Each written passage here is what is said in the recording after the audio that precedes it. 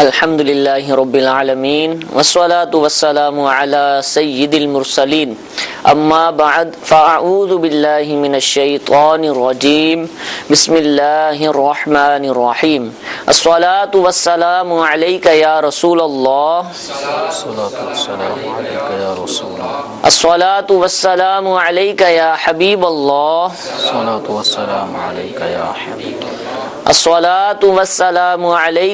نبی اللہ وعلی آلک واصحابک یا نور اللہ. پیارے اور محترم اسلامی بھائیوں، دارالافتاء اہل سنت سلسلے میں مرحبا کہتے ہیں. انشاءاللہ عز و جل آج کے سلسلے کے اندر خاص طور پر آپ کی کالز اور جو ویڈیوز ہمیں موصول ہوئی ہیں انشاءاللہ ان میں پوچھے گئے سوالات اور ان کے جوابات انشاءاللہ مفتی صاحب سے حاصل کریں گے. آپ ہمیں مزید بھی کالز کر سکتے ہیں، کسی بھی حوالے سے شرعی رہنمائی حاصل کرنا چاہیں، چاہے اپنے کاروبار سے متعلق پوچھنا چاہیں، اپنی کسی عبادت سے متعلق پوچھنا چاہیں، یا گھریلو کسی بھی معاملے کے حوالے سے شرعی رہنمائی حاصل کرنا چاہیں تو اسکرین پر دکھائے جانے والے نمبرز پر کال کیجئے. انشاءاللہ ممکن ہوا تو سلسلے میں آپ کا سوال شامل کر لیا جائے گا. درود پاک کی فضیلت سنتے ہیں. شیخ طریقت امیر اہل سنت دامت برکاتہم العالیہ اپنے رسالے ضیاء درود و سلام کے صفحہ نمبر 6 پر حدیث پاک نقل فرماتے ہیں: اے لوگو، بے شک بروز قیامت اس کی دہشتوں یعنی گھبراہٹوں اور حساب کتاب سے جلد نجات پانے والا شخص وہ ہوگا جس نے تم میں سے مجھ پر دنیا کے اندر بکثرت درود شریف پڑھے ہوں گے. صلو علی الحبیب صلی اللہ تعالی علی محمد صلی اللہ تعالی علیہ وآلہ وسلم. کال کچھ ہمارے پاس آ چکی ہیں، پہلی کال سلسلے کے اندر شامل کرتے ہیں. جی چلائیے. حافظ عبدالغنی جیلم سے عرض یہ کرنی تھی کہ ہمارے علاقہ میں یہ بات مشہور ہے کہ جس کے گھر میں اونٹ کی ہڈی یا اونٹ کا گوشت ہو وہاں جادو نہیں ہوتا. کیا اس میں حقیقت کیا ہے؟ السلام علیکم. جی حضرت بہت زیادہ وعلیکم السلام ورحمۃ. ابھی اجتماعی قربانی کا سلسلہ تھا یہاں پر عالمی مدی مرکز کے ساتھ متصل مقام پر، تو اونٹ کی بھی قربانی ہوئی. تو جتنی دیر اونٹ کی قربانی کا سلسلہ جاری رہا، گوشت بنتا رہا، تو ساتھ ہی ساتھ ہڈی کے طلبگار جو نا وہ بھی سمجھے وہ ساتھ ہی رہے، یعنی مسلسل کوئی نہ کوئی آتا تھا کہ ہڈی چاہیے ہمیں، اس کی ہڈی چاہیے، اور ہڈی کی طلب بہت زیادہ تھی. تو اس وقت بھی یہی کانسیپٹ وہ پیش کرتے تھے کہ جس گھر میں یہ نہیں ہوتا تو جادو جو ہے وہ نہیں ہوتا، یہ اثرات نہیں ہوتے. اچھا، بعض جو ہیں وہ منع کر رہے تھے کہ ہڈی نہیں دینی، کہ ہڈی لے لیں تو جادو کر لیتے ہیں لوگ اس کے ذریعے. دونوں طرح کی باتیں ہو رہی تھیں. تو کیا اس میں حکم شریعت کیا ہے، مسئلہ کیا ہے؟ الحمدللہ رب العالمین والصلاة والسلام علی سید الانبیاء والمرسلین. جو اس طرح کی باتیں اس حوالے سے سنی گئی ہیں، جیسے بڑا جانور ہوتا ہے، وہ اونٹ ہو، گائے ہو، تو اس کے جو کندھے کی ایک چوڑی ہڈی ہوتی ہے، شانے کی ہڈی جس کو کہا جاتا ہے، تو عام طور پہ دیکھا یہ گیا ہے کہ اگر وہ ہڈی جب بالکل گوشت وغیرہ سے نکالی جاتی ہے تو اس پہ وہ بغدہ مار دیتے ہیں، توڑ دیتے ہیں، یعنی اس کو کریک کر دیتے ہیں. اب اس میں عوامی کانسیپٹ کیا ہے، وہ اس طرح کا نظریہ سامنے آیا ہے کہ عام طور پہ اس ہڈی کے ذریعے جادو کیا جاتا ہے. اچھا، تو اب جیسے ان کا ہے کہ اونٹ کی کوئی ہڈی ہے تو وہ ہڈی اگر گھر میں رکھی جائے تو جادو نہیں ہوتا. تو دیکھیں یہ سب ساری باتیں ہیں، گمان پر مبنی ہیں، ظنی باتیں ہیں. عوام میں بعض باتیں ایسی بھی ہوں گی جو غلط فہمی پہ مبنی ہیں، جن کا کوئی سر پیر نہیں ہوتا. تو یاد رکھیں کہ اب ہڈی ہے، اس ہڈی کی وجہ سے جادو نہیں ہوگا. تو جہاں پورا اونٹ ہو تو اس کا مطلب ہے وہاں بدرجہ اولا جادو نہیں ہونا چاہیے. تو یہ اللہ تعالی کی مشیت پر ہے کہ ساری احتیاطی تدابیر ہونے کے باوجود بھی تقدیر غالب آ جائے. صحیح. تقدیر میں کسی پر جادو ہونا اگر مقدر ہو چکا تو ساری تدبیریں فیل ہو جاتی ہیں. ٹھیک ہے. تو اب یہ ہے کہ وہ چیزیں جو قرآن و حدیث میں وارد ہوئی ہیں اور جن میں ہمیں اس کی ترغیب ملتی ہے کہ ہم اپنے اہل و عیال کی، اپنے گھر بار کی حفاظت کے لیے ان اوراد و وظائف کو پڑھیں، تو ان کی طرف ہمیں جانا چاہیے. ٹھیک. تو محض ہڈی کا گھر میں رکھنا اور اب یہ ذہن بنا لینا کہ کوئی بھی جادو کرے گا جادو ہوگا ہی نہیں، تو یہ خام خیالی بھی ہو سکتی ہے. صحیح. اگر جادو کرنے والا ہوگا تو اس انداز میں بھی جادو ہو سکتا ہے, اس کا بھی توڑ کر دے گا. تو اب اسے میں معاملہ یہ ہے, یہ کنفرم نہیں ہے کہ جہاں ہڈی ہو وہاں جادو نہیں ہو سکتا. بالفرض اگر ایسی کوئی بات ہے بھی تو وہ تقدیر اور تدبیر کا معاملہ ہوگا. تو ایسے میں وہ کام کیے جائیں جو احادیث مبارکہ میں وارد ہوئے, جیسے سورہ فلق, سورہ ناس ہے. ان میں جادو کے اثر سے محفوظ رہنے کا گویا یہ دونوں صورتیں ایک بہترین وظیفہ ہیں. ٹھیک ہے. تو اس میں نبی کریم صلی اللہ تعالی علیہ وآلہ وسلم پر بھی جو جادو کیا گیا تھا تو یہ صورتیں اس کے توڑ کے لیے اتری ہیں. اور آپ صلی اللہ تعالی علیہ وسلم جو یہ سورہ فلق اور سورہ ناس کی آیات پڑھ رہے تھے تو ایک ایک گرہ جو سرکار صلی اللہ تعالی علیہ وسلم کو نقصان پہنچانے کے لیے ایک کپڑے کے کوئی بت پتلا ٹائپ کا بنایا ہوا تھا, اس میں ڈالی ہوئی تھیں اور سوئیاں اور اس طرح ڈوری پہ گٹھانے بنی ہوئی تھیں. تو ایک ایک آیت پڑھتے پڑھتے وہ گٹھانے کھلتی چلی جا رہی تھیں. ٹھیک ہے. تو سورہ فلق اور سورہ ناس یہ آپ صلی اللہ تعالی علیہ وسلم کے معمولات میں سے بھی رہا ہے کہ سوتے وقت آپ صلی اللہ تعالی علیہ وسلم کو پڑھا کرتے تھے اور ہاتھوں پہ دم کر کے اپنے جسم پر اپنے ہاتھ کو پھیرا کرتے تھے. ٹھیک ہے. تو یہ کام کریں. سورہ بقرہ شریف ہے, تو سورہ بقرہ جس گھر میں پڑھی جاتی ہے, شیاطین جو شر پھیلانے کے لیے آ رہے ہوتے ہیں ان کا رستہ گویا بند ہو جاتا ہے. تو یہ کام کیے جائیں. اب یہ ہڈیاں وغیرہ رکھ کے بس ایک دم تکیہ کر کے بیٹھ گئے کہ اب کچھ نہیں ہونا, ٹھیک ہے, تو ایسا نہ کریں. ممکن ہے کہ عملیات کے باب میں سے ایسا ہو کہ جادو نہ ہوتا ہو, لیکن اس کے باوجود بھی ہو سکتا ہے. جی ہو سکتا ہے. آپ نے ایک عمل کیا ہے توڑ کرنے کے لیے, لیکن ضروری نہیں کہ اس عمل کا فائدہ ہو بھی, اس میں کوئی نقص بھی رہ سکتا ہے. اس میں یہی ہے کہ اس پہ تکیہ کر کے نہ بیٹھیں. اکتفا کہ ہڈی نے ہمیں بچا لیا, اب کچھ نہیں ہوگا. ٹھیک ہے. تو جادو کا اثر ہو بھی سکتا ہے. اچھا, یہ ارشاد فرمائیے, جیسے آپ نے سورہ فلق اور سورہ ناس کا ارشاد فرمایا ہے, اور بھی وظیفے ہمیں کتابوں میں پڑھنے کے لیے مل جاتے ہیں, تو اب کیا کوئی اس کے لیے اجازت لینی پڑے گی, کسی بزرگ کی اجازت ہونی چاہیے تب یہ صورتیں بطور وظیفہ پڑھیں گے, یا مطلقاً پڑھنے کی اجازت ہے, یا اور بھی وظائف کا جو احادیث مبارکہ میں جو نبی کریم صلی اللہ تعالی علیہ وسلم نے کسی دعا کی, کسی صورت کے پڑھنے کی جو ترغیب دلائی ہے, ٹھیک ہے, تو اس صورت یا وظیفے کے پڑھنے کی تمام مسلمانوں کو, مرد عورت سب کو اجازت ہے. ٹھیک ہے. ہاں, خاص کوئی دعا ہوتی ہے, کوئی وظیفہ ہوتا ہے, کوئی کلمہ ہوتا ہے, تو اب یہ ہے کہ کسی بزرگ سے اگر مزید ایک سلسلہ اجازت در اجازت چلتا آ رہا ہوتا ہے تو اس کی ایک خاص برکت ہوتی ہے, تاثیر ہوتی ہے. تو تاثیر کا اعتبار ہے, یہ نہیں ہے کہ اگر اجازت نہیں ہے تو آپ پڑھ ہی نہیں سکتے. اچھا, پڑھیں گے تو الٹا ہو جائے گا, تو ایسا نہیں. اگر مبارک کلمات ہیں تو پڑھ سکتے ہیں, اور اگر اجازت ہو تو گویا تاثیر بڑھ جاتی ہے, اب تعلق قائم ہو جاتا ہے اس کے. ایک اللہ والے سے ان کلمات, اس اللہ والے کی زبان سے نکلے ہوئے کلمات ہوتے ہیں, ان کی الگ ایک تاثیر ہوتی ہے کہ بندہ خود سے وہ کوئی دعا کرنا چاہتا ہے, کسی اللہ والے کی زبان سے نکلی ہوئی دعا وہ الفاظ کو اپنے رب کی بارگاہ میں بطور دعا کہتا ہے, تو بہت فرق پڑ جاتا ہے. ٹھیک ہے, جزاک اللہ. جی ایک اور کال چلائیے. مفتی صاحب کی بارگاہ میں میرا یہ سوال ہے کہ جو سورہ فاتحہ ہم نماز میں پڑھتے ہیں, کیا کسی کو سادہ ثواب کے طور پر دے سکتے ہیں؟ برائے مہربانی ارشاد فرما دیجیے. جی, نیک عمل کا اصال کرنا, تو اب نماز میں سورہ فاتحہ پڑھی تو اس کو بطور قرآن یا سورہ فاتحہ کی جو تعداد گن کر بتاتے ہیں 100 مرتبہ سورہ فاتحہ, تو یوں کر کے بتا سکتے ہیں کہ یہ اصال کیا. دیکھیں, اصل تو یہ ہے کہ اپنے کسی بھی ہم نیک عمل کا ثواب, چاہے وہ تسبیحات ہوں یا قرآن پاک کی کسی صورت کا پڑھنا ہو یا کلمہ شریف کا پڑھنا ہو, درود شریف کا پڑھنا ہو, تو جو بھی نیک اعمال, صدقات, خیرات, حج, اعتکاف, روزہ, ان تمام نیک اعمال کا ثواب ہم دوسرے کو پہنچا سکتے ہیں, جس کو کہا جاتا ہے ایصال ثواب. ایصال مانے پہنچانا, ایصال ثواب یعنی اللہ تعالیٰ کی بارگاہ میں دعا کرنا کہ یا اللہ جو ثواب تو مجھے ان نیک اعمال پہ عطا کرے گا وہ میرے فلاں فلاں مرحوم بھائی, شخص, جو بھی گھر کا فرد ہے یا اجنبی کوئی مسلمان ہے تو اس تک پہنچا, تو یہ ایصال ثواب بلا شبہ جائز ہے. اب جیسے انہوں خاص سوال کیا کہ سورہ فاتحہ کا ثواب, تو سورہ فاتحہ چاہے نماز میں پڑھی جائے یا نماز کے باہر پڑھی جائے, حتیٰ کہ نماز کی کسی بھی آپ جو رکن میں جو کلمات تسبیحات پڑھی جاتی ہیں, جو دعا کی جاتی ہے, جیسے التحیات ہے, یہ بھی اللہ تعالیٰ کی بارگاہ میں ایک دعا کا انداز ہے, اور اللہ تعالیٰ کی حمد و ثنا ہے, حضور صلی اللہ تعالیٰ علیہ وسلم پہ سلام ہے. تو ان کو بھی اگر کوئی کہے کہ میں نے التحیات جو پڑھی ہے یا اللہ اس کا ثواب فلاں کو پہنچا، تو اس ایصال ثواب کی بھی کوئی ممانعت نہیں ہے، اس کا بھی ثواب پہنچا سکتے ہیں۔ پوری نماز جو آپ نے پڑھی ہے، اس پوری نماز کا بھی ثواب پہنچا سکتے ہیں۔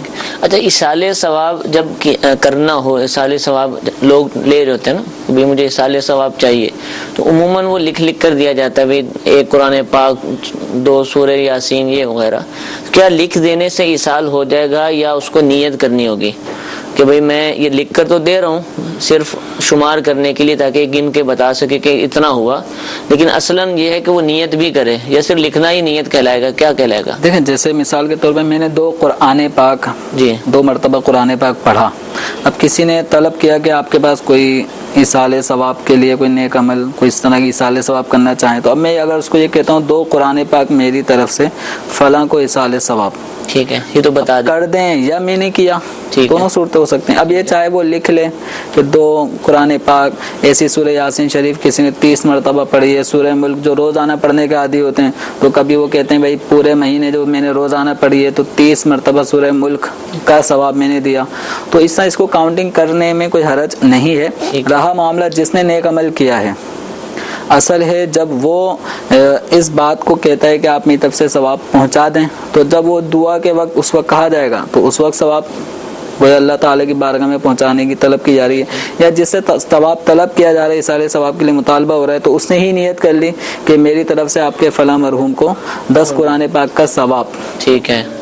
اب اس کا بھی گویا ثواب دینے کا معاملہ اللہ ہی کے لیے ہے، تو اللہ تعالیٰ ہی ثواب دوسرے کو عطا فرمائے گا، تو یہ بھی گویا ایک رضا ہے اللہ تعالیٰ ہی کی بارگاہ میں، گویا ایک عرض ہے کہ یہ آنے والے شخص نے جو 10 قرآن پاک کا ثواب میں دے رہا ہوں اس کے مرحوم شخص کو، یا اللہ اس کو اس کا ثواب عطا فرما، تو اس میں کوئی حرج نہیں۔ بہتر یہ نہیں کہ اسی وقت وہ نیت کر لے، پہنچا دے، اگرچہ تعداد بتا دے کہ وہ شمار کر سکیں بھی اتنے قرآن پاک ایصال ہوئے، لیکن اصلاً وہ ایصال کر اصل مقصود تو یہی ہوتا ہے کہ ہمارے اس مرحوم جو فاتحہ کے موقع پر جو ایک کاؤنٹنگ پوری سامنے آ جاتی ہے، تو اصل مقصود یہی ہوتا ہے کہ فلاں مرحوم شخص کے لیے اس کے لواحقین نے یا اس کے متعلقین محبین نے اتنا قرآن، اتنے درود شریف، اتنی صورتیں، تسبیحات، کلمہ شریف، یہ اس کا ثواب پہنچایا ہے، تاکہ دیگر جو سننے والے ہوتے ہیں ان کو بھی ایک اچھی ترغیب ملتی ہے کہ فلاں شخص نیک تھا، کتنے اس نیکیاں خود اس نے کی، اور اس کے انتقال کے بعد اس کے لواحقین، متعلقین، محبین وہ اس سے کس قدر محبت کرتے ہیں کہ اس کے مرنے کے بعد بھی ایصال ثواب کا اتنا ایک ذخیرہ انہوں نے جمع کیا ہے۔ مدنی ماحول میں جن کی اموات ہوتی ہیں ہم دیکھتے ہیں کہ ہزاروں بلکہ کئی دفعہ تو لاکھوں تک قرآن پاک، درود شریف، آیتوں، جس کے لاکھوں چاہنے والے ہیں تو ہر ایک نے بھی ایک قرآن پاک پڑھا ہے، تو اس کے لیے تو یوں لاکھوں قرآن الگ کی جاتی ہے اور یاد رکھا جاتا ہے، اور مسلسل یہ فائدہ ہے۔ اچھے ماحول کی جو برکتیں ہیں، ان برکتوں میں ایک یہ بھی ہے کہ دنیا سے جانے کے بعد بھی اس مسلمان کو یاد رکھا جاتا ہے، اس کو اپنی دعاؤں کا ایک حصہ گویا بعض لوگ بنا لیتے ہیں۔ جیسے امیر اہل سنت کا آپ نے دیکھا ہے کہ مدنی مذاکرہ جب اختتام کی طرف پہنچتا ہے تو امیر اہل سنت دامت برکاتہم العالیہ مدنی مذاکرے میں جو کچھ بھی مسائل بیان ہوئے، نیکیاں وغیرہ، ان سب کا ثواب جو درجہ بدرجہ مقدس ہستیوں کو پہنچانے کے بعد حاجی مشتاق علیہ رحمہ کا نام آ رہا ہوتا ہے، مفتی دعوت اسلامی مفتی فاروق علیہ رحمہ کا نام آتا ہے، حاجی زمزم ان کا نام آ رہا ہوتا ہے، اللہ تعالیٰ ان تینوں پہ رحمتوں کا نزول فرمائے۔ اس طرح مبلغین، مبلغات، یہ سب مدنی کام کرتے ہیں۔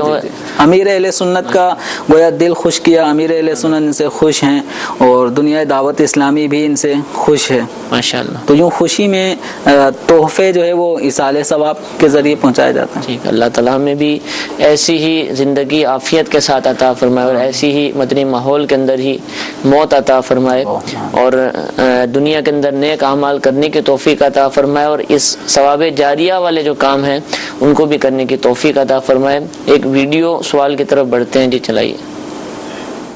جس صاحب سے میرا یہ سوال ہے کہ کبھی کبھار ایسا ہوتا ہے کہ مسجد میں ایک سے زیادہ میتیں جمع ہو جاتی ہیں، تو اب کیا ان کی نماز جنازہ ایک ساتھ ہی ادا کی جائے گی یا الگ الگ ادا کی جائے گی؟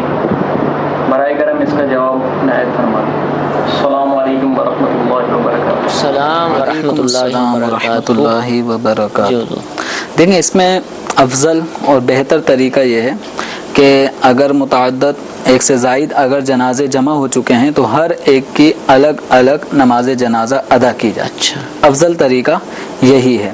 اور جب الگ الگ ہم نماز جنازہ ادا کریں گے تو سب سے پہلے کس کی پھر اس کے بعد کس کی, تو اس میں یہ ہے کہ جو ان میں تقوی پرہیزگاری میں نمایاں اور افضل معلوم ہوتا ہے, جیسے ایک عالم دین ہے اور ایک نارمل ایک مسلمان ہے, دونوں کا جنازہ آ جاتا ہے, تو جب الگ الگ جنازے کی نماز ادا کرنی ہے تو سب سے پہلے عالم دین کی نماز جنازہ ادا کی جائے, اس کے بعد پھر جو نارمل ایک مسلمان تھا اس کی جنازے کی نماز ادا کی جائے گی.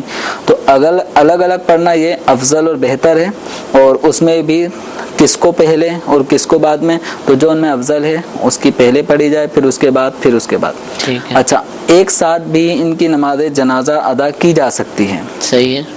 اب اس میں میت کو رکھنے کا طریقہ کیا ہوگا, تو امام کے سامنے اس کا جنازہ رکھا جائے گا کہ جو ان جنازوں میں سب سے زیادہ افضل معتبر سمجھا جاتا ہے شرعی اعتبار سے, فضیلت والا ہو. تو جیسے عالم دین ہے, اچھا تو ان کے جنازے کو امام کے قریب کر لیں. جو عالم دین نہیں ہیں ان کے جنازے کو تھوڑا اس امام کے قریب, عالم دین کا جنازہ, اس کے بعد قبلے کی طرف ایک عام آدمی کا, اس طریقے سے درجے بدرجے. اگر عالم نہیں ہے تو جیسے نمازی ہے اور غیر نمازی ہے, تو جو نمازی ہے اس کی جنازے کو امام کے قریب رکھا جائے, غیر نمازی کا اس کے بعد رکھا جائے. تو جنازے میں جو امام کے قریب رکھا جائے گا نا وہ ایک افضل درجہ ہے, ٹھیک ہے, اس مقام پہ رکھیں.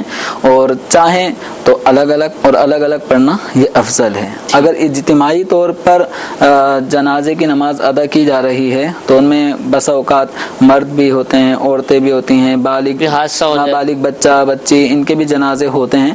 تو اگر یہ مشترکہ طور پہ ایسے جنازے جمع ہو گئے جس میں نابالغ بچہ بھی ہے اس کی الگ ایک دعا ہے, نابالغ بچی ہے اس کی الگ دعا ہے, اور بالغ مرد و عورت کی ایک ہی دعا ہے, تو اس جنازے میں اجتماعی طور پہ جو ادا کیا جا رہا ہے جس میں اس ساری کیٹیگری کے میتیں موجود ہیں تو پھر ساری دعائیں پڑھی جائیں گی. ساری ہی پڑھی جائیں.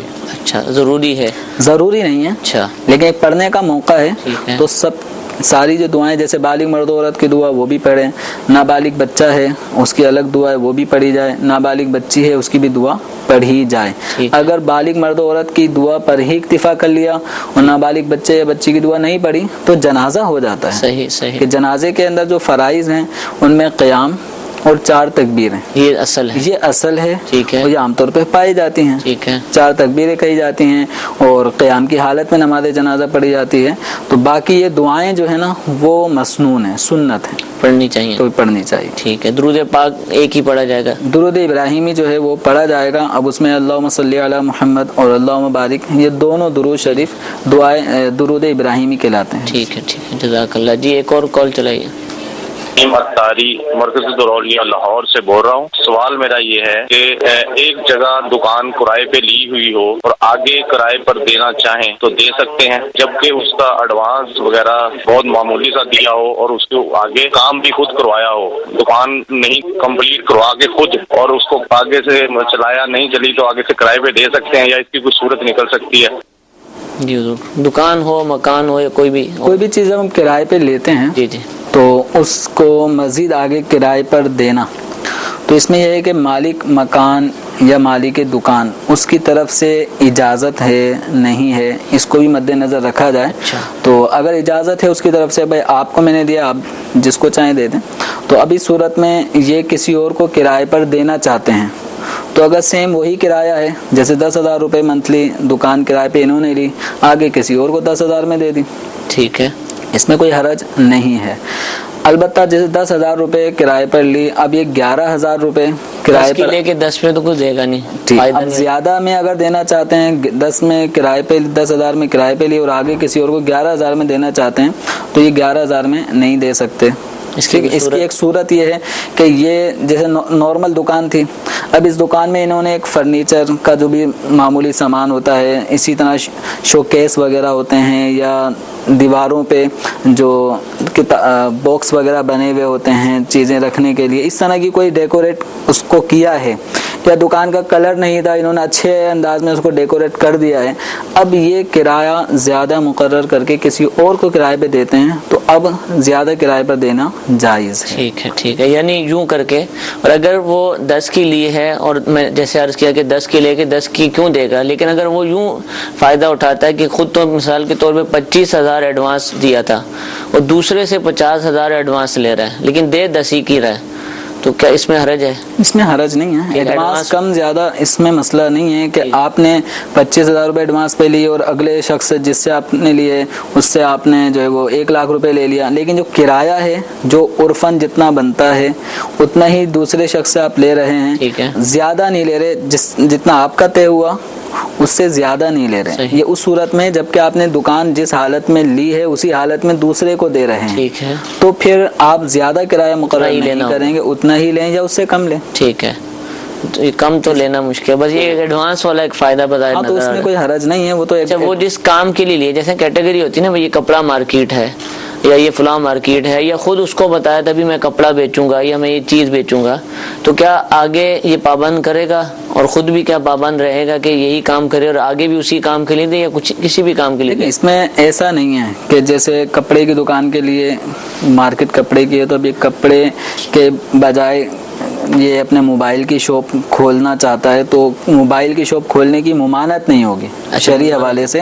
جو ایک نارمل ایک دکان میں کام ہوتا ہے وہ اب اس کی کیٹیگری کوئی بھی وہ اختیار کر سکتا ہے، لیکن ایک صورت یہ ہے کہ آپ نے نارمل جیسے کپڑے کے لیے یا نارمل اس جیسی چیزیں جس سے دکان کو نقصان نہیں پہنچتا، اس کے لیے آپ نے کرائے پر دکان لی، اب وہاں پہ کوئی لوہار کا کام شروع کر دیا، ٹھیک ہے، رنگ ساز بیٹھ گیا، ٹھیک ہے، اب اس سے جو ہے وہ دھم دھم کی آوازیں آتی ہیں، در و دیوار گونجتے ہیں، آس پڑوس والوں کو بھی اذیت، دکان کی خود اپنی عمارت کو بھی اذیت پہنچتی ہے، تو ایسا کام جب تک اجازت نہ ہو مالک کی، ٹھیک ہے، اس وقت تک اس کی اجازت کے بغیر ایسا کام جو دکان کو نقصان پہنچا رہا ہو تو کرایہ دار ایسا کام دکان میں نہیں کرے گا۔ ٹھیک ہے، ہاں اجازت ہے تو پھر ٹھیک ہے، لیکن اس کو بھی سامنے رکھ لیں کہ بس اوقات مالک نے تو اجازت دے دی ہے، اب وہ کام ایسا ہو رہا ہے جس کی وجہ سے آس پڑوس کے جو مسلمان دکاندار ہیں ان کو اذیت ہو رہی ہے۔ اب مثال کے طور پہ کسی نے ایلومینیم کی دکان کھول لی ہے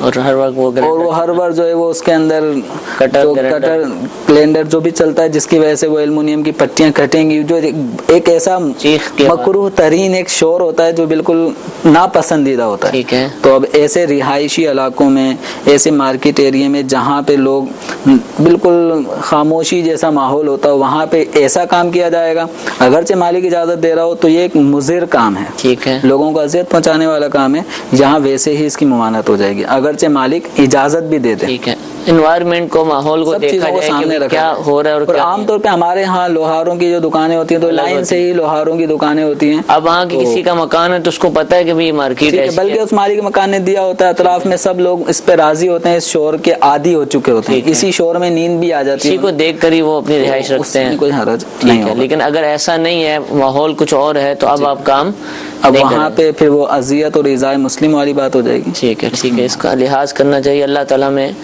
شریعت کے مطابق اپنے کام سر انجام دینے کی توفیق عطا فرمائے۔ ایک اور ویڈیو سوال سلسلے میں شامل کرتے ہیں، یہ چلائیے۔ حضور میرا یہ سوال ہے، اگر کوئی شخص نماز کے آخر میں 2 مرتبہ اتحیات پڑھ لیتا ہے تو اس کے بارے میں کیا حکم ہے؟ 2 مرتبہ اتحیات پڑھ لے کوئی؟ اتحیات جو ہے یہ واجب ہے، اور قاعدہ اولا ہو یا قاعدہ اخیرہ اس دونوں میں پڑھنا اس کا واجب ہے۔ ٹھیک ہے، اب یہ ہے کہ قاعدہ اخیرہ جو نماز کا آخری قاعدہ، وہ چاہے فجر کی 2 رکعت ہوں یا 2 رکعت والی کوئی نماز ہو یا 4 رکعت والی یا 3 رکعت والی، اس میں وہ قاعدہ جس میں سلام پھیرا جاتا ہے اس کو قاعدہ اخیرہ کہا جاتا ہے۔ اس میں اگر کوئی 2 مرتبہ اتحیات پوری ایک دفعہ پڑھنے کے بعد پھر دوبارہ شروع کر دیتا ہے جانتے بوجھتے یا بھولے سے، ٹھیک ہے، تو نماز ہو جاتی ہے۔ اچھا، سجدہ سہو بھی لازم نہیں ہوتا، کیونکہ اب جو موقع ہے نا اتحیات پڑھنے کے بعد جو موقع ہوتا ہے وہ درود شریف کا، دعا کا، تو یہ محل دعا ہے، یہ جو موقع ہے محل دعا ہے، دعا کا مقام ہے، تو اتحیات بھی فی نفسی ہی ایک قسم کی دعا اور ثنا ہے، تو اس میں کوئی حرج نہیں ہے۔ البتہ قاعدہ اولا جیسے 3 रकात वाली नमाज है या 4 रकात वाली नमाज है, तो इसमें जो 2 रकात पर हम बैठकर अत्तहियात पढ़ते हैं, तो अत्तहियात कंप्लीट होने के बाद अब तीसरी रकात के लिए बिला ताखीर अब खड़ा होना वाजिब होता है। ठीक है। अब कादा उला में अगर किसी ने अत्तहियात पढ़ी, उसके बाद दोबारा वो अत्तहियात भूले से या जानबूझकर शुरू कर देता है तो वाजिब तर्क होगा। सही। अगर भूले से अत्तहियात दोबारा पढ़ने में आ गई, तो अगर अत्तहियातु इतना ही लफ्ज निकला था तो फौरन खड़ा हो जाता है, तो सजदा सौ भी लाजिम नहीं है। और अगर अत्तहियात पूरी पढ़ लेता है और भूले से पढ़ी फिर याद आती है कि एक दफ़ा पढ़ने के बाद दोबारा शुरू कर दी थी, तो अब इसको आखिर में सजदा सहव करना होगा। और जानबूझ के अगर कादा ऊला में अत्तहियात का तकरार करता है तो ये वाजिब जानबूझ के छोड़ रहा है, और जानबूझकर जब कोई वाजिब नमाज में छोड़ा जाता है तो वो नमाज मकरूह तहरीमी वाजिबुल इयादा हो जाती है, दोबारा पढ़नी। अब दोबारा से पढ़ना उस नमाज का वाजिब हो जाएगा। ठीक है जी, एक और कॉल चलाइए। मेरा सवाल ये है कि क्या मस्जिद के पैसों से इमाम साहब का घर बना सकते हैं या नहीं? जी हज़रत, इमाम साहब का घर बनाना और मस्जिद की रकम चंदा। अब यहाँ एक सवाल तो थोड़ा मुबहम है। इमाम साहब का अपना ज़ाती मकान हो, पैसों की ज़रूरत पड़ रही है, तो मस्जिद के फंड से इमाम साहब का ज़ाती जो उनकी ज़मीन प्लॉट मकान है उसमें अगर ये पैसा मस्जिद का लगता है तो ये जायज़ नहीं।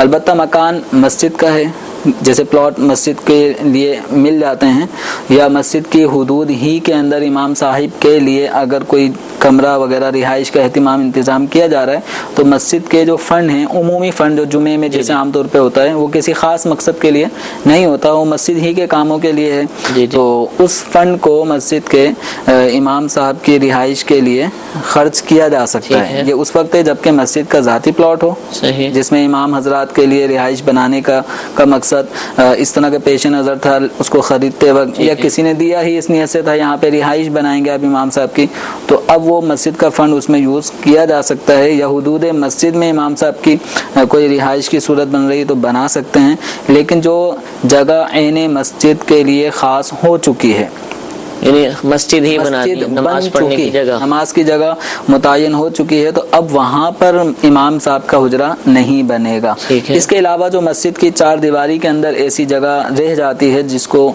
नमाज के लिए मुतय्यन नहीं किया गया, वो मस्जिद के कामों में ही इस्तेमाल होगी, तो उसमें रिहाइश के लिए की जा सकती है।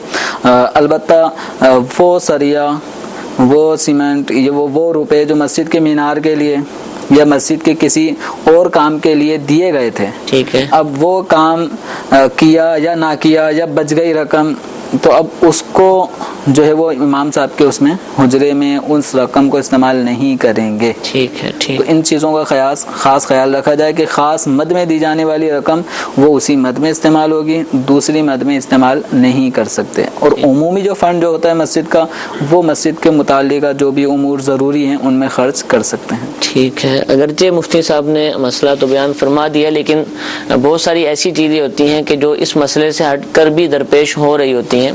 तो अगर किसी मस्जिद के अंदर इमाम साहब का घर बनाना है, मस्जिद से मुल्हिक बनाना है, रकम इस्तेमाल करनी है, ज़मीन कैसी है कैसी नहीं है, तो ये सारी मालूमात बाकायदा अपनी अपनी मस्जिद और अपने यहाँ होने वाले तामीराती कामों के लिए आप दारुल इफ्ताह अहले सुन्नत के नंबर्स पर रब्ता कीजिए, और या फिर दारुल इफ्ताह अहले सुन्नत की शाख आपके शहर या आपके करीबी शहर में मौजूद है तो आप वहाँ रब्ता कीजिए, और फिर बाकायदा शरई रहनुमाई लेने के बाद, अपनी पूरी सूरत हाल बताने के बाद जो हुक्म शरीयत बयान किया जाए उस पर अमल कीजिए, ना कि जो अभी एक मसला बयान किया गया कि इसको लेते हुए हर जगह हो सकता है कि ये हुक्म ना हो। मज़ीद मालूमात के लिए दारुल इफ्ताह अहले सुन्नत से रब्ता कीजिए। एक और वीडियो सवाल अगर है तो वो चला दीजिए। इस हिसाब से मेरा सवाल है कि प्राइज फंड पर जो इनाम दिया जाता है इस पर क्या हुक्म है? जी, बहुत दफ़ा हमने जवाब दिया है। प्राइज बॉन्ड पर जो इनाम हासिल होता है वो जायज़ है, ठीक है। इसमें बाज़ लोगों को जो है वो सूद का एक शुबहा लाहिक होता है, जिसकी वजह से वो कहते हैं सूद है, और प्राइज बॉन्ड की रकम यानी प्राइज बॉन्ड जो ख़रीदा है तो उस रकम को वो समझते हैं कि हमने कर्ज दिया है हुकूमत को, और ये जो प्राइज बॉन्ड है वो एक स्लिप है, रसीद है। तो ये किसी भी ना लेने वाले के जहन में आता है ना देने वाले के जहन में आता है, बिला वजह اس شبہے کو, اس مغالطے کو سمجھا گیا ہے, تو ایسا نہیں ہے. پرائز بانڈ باقاعدہ ایک مال ہے. صحیح. اس مال کو خریدنا بیچنا شرعی تقاضوں کے مطابق جائز ہے. اب اس پر جو انعام ملتا ہے وہ انعام نہ سود ہے نہ جوا, ٹھیک ہے, اس میں کوئی حرج نہیں ہے. اور یہ پرائز بانڈ وہ جو پاکستان کے اندر گورنمنٹ جاری کرتی ہے, اگر کسی اور ملک میں کچھ اور انداز سے جاری ہو رہا ہے تو اس کا حکم الگ ہو سکتا ہے. لیکن اس وقت جو پاکستانی گورنمنٹ کی طرف سے پرائز بانڈ جاری ہیں, علاوہ اس پرائز بانڈ کے جو اس وقت 40,000 والا جس میں باقاعدہ سود دینا, ٹھیک ہے, جو کچھ عرصہ پہلے جاری کیا گیا, اس کے علاوہ جو نارمل پرائز بانڈ ہیں تو ان میں شرعی حوالے سے کوئی خامی نہیں ہے. خرید و فروخت کا انداز اگر ایسا ہو جس میں شرعی تقاضوں کو پورا نہیں کیا جا رہا ہو تو وہ ایک الگ بات ہے. ٹھیک ہے, ٹھیک ہے جی. ایک اور ویڈیو کال چلائیے گا. تو مانا جاتے ہیں نا ایک جگہ پہ گاؤں ہمارا, تو اس جگہ پہ آگے قبرستان آتا ہے, تھوڑا سا 6-7 فٹ اونچا, تھوڑا مسجد والی جگہ سے. اس حوالے سے پوچھنا چاہتا تھا کہ کیا مسئلہ ہوگا اس کے بارے میں, اگر کوئی مسئلہ اگر سمجھ پایا. سمجھ نہیں آیا. قبرستان اور مسجد اور اونچائی کو جس طرح کی بات وضاحت کر پائیں PCR سے, ٹھیک ہے, ورنہ دوسری کو. اچھا, یہ کہہ رہے ہیں کہ مسجد اور قبرستان قریب ہیں اور قبر جو ہے نا وہ اونچی ہے, مسجد نیچی ہے. قبر کی جگہ اونچی ہے تو اس میں مسئلہ تو نہیں ہے یہ قبریں اونچی ہو جائیں, جیسے ٹیلے پر قبریں بنی ہوئی ہیں اور نیچے زمین پر مسجد بنی ہوئی ہے, ایسی تو اس میں غالباً جیسے ایک تو وہ صورت ہے قبر کے سامنے نماز پڑھنا. ہاں جی, ٹھیک ہے, ہو سکتا ہے وہ اونچ, تو قبر کا اونچا ہونا اور مسجد کا نیچا ہونا شرعی حوالے سے اس نشیب و فراز کی وجہ سے کوئی حرج واقع نہیں ہوتا. ٹھیک ہے, تو مسجد اونچی ہو قبرستان نیچے ہو اس میں بھی حرج نہیں. ایسی مسجد کی زمین نیچے ہے اور قبرستان کی زمین اونچی ہے, پہاڑی ایریا ہے یا اس میں اونچائی ہے, تو اس میں بھی کوئی حرج نہیں ہے. البتہ بالکل ایسی جگہ نماز پڑھنا کہ سامنے قبر بالکل نظر آ رہی ہے اور کوئی دیوار, کوئی رکاوٹ, کوئی سترا ٹائپ کی کوئی چیز نہیں ہے, نمازی اور قبر کے درمیان کوئی چیز حائل نہیں ہے جس کو سترا کہا جا سکے, تو اب نماز پڑھنا ایسی جگہ مکروہ ہے, تحریمی ہے. جب مسجد بنی ہوگی تو لازم بات ہے مسجد کی دیواریں قبلہ ہوتی ہے, اب آگے کھڑکی سے بھلے قبریں نظر آ رہی ہوں, ٹھیک ہے, تو اس میں حرج نہیں ہے, بیچ میں دیوار آ چکی. اچھا, بعض آپ نے دیکھا ہوگا پاکستان میں کئی جگہ مساجد کے اندر قبر بنی ہوتی ہے, پہلے کوئی قبر ہوگی, بعد میں وہ آس پاس جگہ کو مسجد بنا دیا گیا, تو وہاں بھی وہ جو آرٹ لگی ہوتی ہے, ایک جنگلہ لوہے کا بعض ہم دیکھتے ہیں, یہ چھوٹی موٹی دیوار, تو وہ بھی کافی ہے. یہ نہیں سترا ہے نا, ٹھیک ہے, سترا کہتے ہیں 18 انچ اونچی, 1.5 فٹ نا, جس کو اصل ایک ہاتھ, اب وہ ایک ہاتھ کی پیمائش کی گئی تو 18 انچ 1.5 فٹ بنتی ہے. تو 1.5 فٹ اونچی کوئی چیز اگر درمیان میں نمازی اور قبر کے آ جاتی ہے تو جو کراہت ہے وہ ختم ہو جاتی ہے. البتہ یہ ہے کہ اگر نمازی کی توجہ بڑھتی ہے, قبر سامنے ہے اور توجہ بٹ رہی ہے, تو پھر توجہ بٹنے کی وجہ سے وہ کسی اور جگہ نماز پڑھے, سترا موجود ہے لیکن آس پاس ہو جائے, توجہ جس جگہ بھی بٹ رہی ہو, نماز کی طرف توجہ نہ ہو, تو پھر آدمی اس توجہ بٹنے کی جو چیز ہے, اس سبب ہے, اس کو دور کرے. ٹھیک ہے, ٹھیک ہے جی. ایک اور کال چلائیے گا. اگر بندہ نماز کی حالت میں تشہد میں شہادت کی انگلی اٹھانا بھول جاتا ہے تو کیا وہ دوبارہ التحیات پڑھ سکتا ہے, یاد مطلب سلام پھیر سکتا ہے, نماز ہو جائے گی؟ جی, اگر شہادت کی انگلی نہ اٹھا پائے تو کیا کریں؟ تشہد کے موقع پر جب اشہد اللہ الہ الا اللہ پڑھا جاتا ہے تو اس وقت انگلی اٹھانا, شہادت کی یہ سیدھے ہاتھ کی شہادت کی انگلی اٹھانا اور اشہد اللہ لا پہ اٹھانا اور الا اللہ پر گرانا, اشہد اللہ الہ الا اللہ, تو یہ سنت ہے. ٹھیک ہے, اگر کسی کو بھولے سے یہ سنت کی ادائیگی سے کوئی محروم رہ گیا تو التحیات قاعدہ اولا میں دوبارہ نہ پڑھے. ٹھیک ہے, قاعدہ اولا میں التحیات دوبارہ نہ پڑھے کہ تاخیر ہو جائے گی تیسری رکعت میں کھڑے ہونے کے لیے, اب یہ کھڑا ہو جائے. ٹھیک ہے, اور اگر دوسری قاعدہ اخیرہ ہے تو اس میں اگر وہ دوبارہ سے التحیات پڑھنا چاہے تو اس کی ممانعت بھی نہیں ہے. ٹھیک ہے, پڑھ سکتا ہے, ٹھیک ہے جی. ایک اور کال چلائیے گا. میں لاہور سے بول رہا ہوں, نہیں میرا نام ہے. 40ویں کا نا جو ختم دلاتے ہیں, یہ بتا دیں پلیز کہ 40 دن پورے ہونے چاہیے. چلیے یہ 40واں ہے تو کیا 40 ہی دن بعد ہوگا یا پہلے یا بعد میں بھی ہو سکتا ہے؟ 40واں، یہ 40ویں دن ہی ہونا کچھ ضروری نہیں ہے. یہ ساری ثواب کا ایک موقع ہے جس میں رشتہ دار، آس پڑوس کے مسلمان جمع ہو کر میت کے لیے کچھ نیک اعمال کر کے اس کا ثواب پہنچانا چاہتے ہیں. تو یہ کسی بھی دن ہو سکتا ہے، ضروری ہے کہ 40واں دن ہی ہو. یہ 35 دن میں بھی ہو سکتا ہے، ہوتا ہے، کرتے بھی ہیں لوگ جلدی کر لیتے ہیں. اور یہ کانسیپٹ کہ 2 چاند جمع نہ ہو جائیں اور یہ نہ ہو جائے وہ نہ ہو جائے، یہ سب بیکار کی بات. ٹھیک ہے، اس میں کوئی حرج لازم بھی نہیں. اگر نہ کرے تو کوئی حرج، 40واں نہیں بھی کرتا تو کوئی گناہ گار نہیں ہے. ٹھیک ہے، لیکن 40ویں کو غلط نہ سمجھے. ٹھیک ہے، 40واں ہونا ہی نہیں چاہیے، تو یہ بھی غلط بات ہے. جو اس کو ناجائز کہہ رہا ہے اس کے بعد شرعی دلیل ہونی چاہیے. شرعی دلیل نہیں ہے ٹھیک ہے اس کے ناجائز ہونے کی. صحیح. البتہ جو رسم اس میں ایسی کی جا رہی ہے کہ جو اس پر ہم جو اس میں غلط چیزیں شامل کی جا رہی ہیں وہ غلط رہیں گی. جیسے شادیوں میں غلط رسمیں شامل ہیں، تو اس کا مطلب یہ نہیں کہ شادیاں ختم کر دی جائیں، بند کر دی جائیں. شادیاں ہیں، وہ سنت اپنی جگہ برقرار رہے گی. غلط چیزوں کی جو انٹری ہو چکی ہے اس کو نکالا جائے. ٹھیک ہے. یہی معاملات جو ایثار ثواب کے ہیں، تیجا، دسواں وغیرہ یا عرس وغیرہ ہوتے ہیں، تو ان میں جو بھی منکرات شرعی غیر شرعی کام ہو رہے ہیں ان کاموں کو روکا جائے گا، نہ کہ ان نیک کاموں کو. ٹھیک ہے. جزاک اللہ. میٹھے میٹھے اسلام بھائیو، دارالفتاح اہل سنت کا سلسلہ آپ نے ملاحظہ فرمایا. مختلف امور پر ہم نے الحمدللہ شرعی رہنمائی حاصل کی. اللہ تعالیٰ ہم سب کو ان باتوں کو یاد رکھنے، عمل کرنے کی توفیق عطا فرمائے. کل بھی انشاءاللہ اسی وقت دارالفتاح اہل سنت کا سلسلہ براہ راست نشر کیا جائے گا. اس کو دیکھنے کی بھی نیت فرما لیجئے. اللہ تعالیٰ ہم سب کو عمل کی توفیق عطا فرمائے. آمین بجاہ النبی الامین. صلو علی الحبیب صلی اللہ تعالی علی محمد صلی اللہ علیہ